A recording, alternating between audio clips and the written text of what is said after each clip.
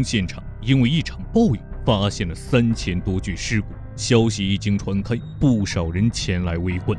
当一位老人闻讯赶来后，看到满地遗骨，为何瞬间流泪？指着遗骨告诉警方和专家，知道他们是谁。这是怎么回事？这位老人从何而来？3000具尸骨背后隐藏着什么秘密？双击点个超级赞，跟着阿金一起往下看。2010年，湖北正在修建一条通往巴东的高速公路，突然，刚刚还艳阳高照的天空开始乌云密布，下起了大雨。这场持续了1个多小时的暴雨停了之后，工人们继续开始工作。由于下雨过后，工地变得坑洼不平，没来得及收起的工具便被冲进了这些小水坑中。当一位工人准备捡起施工工具的时候，只见在一个水坑中赫然出现了一具白骨，这让在场的工人都被吓坏了。这时，一位年长的工人想起来，会不会下面是一座古墓？于是鼓起勇气，决定向前查看。只见在几米宽的大坑内，密密麻麻全是骸骨。众人来不及思考，赶紧上报给了当地的警局和文物部门。一听到有数具白骨，警方也惊呆了，立刻来到施工地，并将现场进行了封锁，禁止任何人靠近。但是这里被暴雨冲出尸骨的消息还是引起了当地人的注意，现场立刻被围观了起来。当考古人员来到现场后，和警方一起将一些尸骨取出一部分进行检验。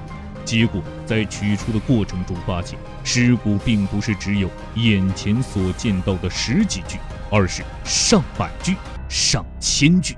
从目前的情况来看，眼前尸骨所在的位置很有可能并不是一座古墓。当警方仔细清点过后，发现这里面的尸骨竟然多达3000具。考古人员经过对现场勘探后，确定这里不是一座古墓，因为这里的土质松软，并没有出现古代墓葬中常见的夯土，并且里面也没有任何随葬品。这时警方心想，如果不是古墓，那现场大量的尸骨究竟从何而来？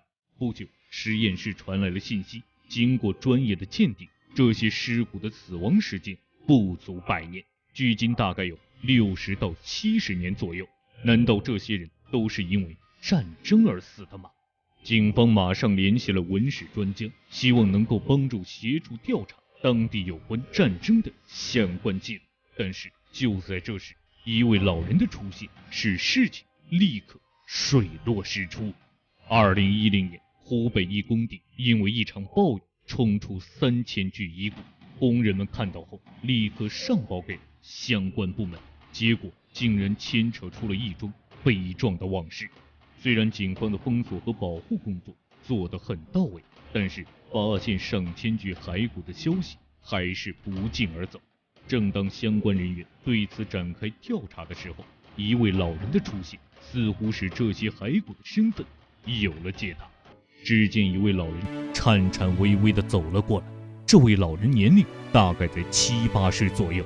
当他看到眼前这些白骨的时候，显然愣了一下，然后突然开始嚎啕大哭。见到此状的警方和考古人员们立刻将老人带到休息室。当老人冷静下来后，说出来的一句话令所有人都精神一振。老人说道：“这些尸骨我知道是谁，他们都是英雄呀。”眼前这位老人名叫秦德彪，是土生土长的湖北宜昌黄花乡人。在他年少的时候，宜昌曾被日军攻占，一支国民党部队在此驻扎，和日本侵略者展开大战。根据这一线索，众人又查阅了大量的资料，最终结合宜昌县文史资料，确认这些尸骸都是抗日烈士。那么，这些为守护中华流血牺牲的烈士们，为何没有被葬在烈士陵墓，反而被集体草草埋葬在这里呢？他们生前经历了什么？1940年，重庆国民政府迎来了抗日战场巨大的危机，宜昌被日军攻陷了。为了守护宜昌，所有军民都做出了巨大的努力，但是还是没能避免宜昌沦陷。当一场沦陷结局已定的时候，所有抗日战士又咬牙坚守整整40多天。在这40多天的时间里，他们一边抗击日寇，一边将13万吨的货物和群众安全运往四川，避免了城破人亡的悲惨结局，挽回了巨大的损失。其中，在这些抗击日寇、阻遏日军的部队中，就有国民党将领傅政模带领的第75军预备第4师。傅政模毕业于黄埔军校，先后参加过武汉保卫战、绥枣会战、沙夷等战役，是一个名副其实的百战之师。湖北因为一场暴雨冲出3000多具骸骨，难道这里有一座神秘的古墓？村民们立刻争相围观。但是当一位老人闻讯赶来后，看着满地骸骨，瞬间老泪纵横，并声称知道他们是谁。这究竟是怎么回事？这些尸骨背后难道隐藏了什么秘密吗？根据宜昌县文史资料记载，日军虽然没有挺进重庆，但是却接连出兵攻占汤渡河、沙家坝等黄花乡2河口以东的区域，而负责驻守黄花乡的正是傅政模带领的豫4师。面对拥有先进武器装备的日寇作战，十分艰难的。但是在当时接连溃败中的豫4师并没有放弃，这一战打得非常惨烈，最后1000多个战士战后只剩下13人。在此时还面对一个非常严峻的问题，那就是缺少医药和物资的情况。秦德彪老人还说，当时在黄花乡南边有一个野战医院，少年时曾和母亲一起去过这个医院，看到过因战受伤的士兵被不断的送进来。由于伤员实在太多，医院里的医护人员忙不过来，附近村里的村民就自发的前来帮忙，而秦德彪的母亲就是其中一位。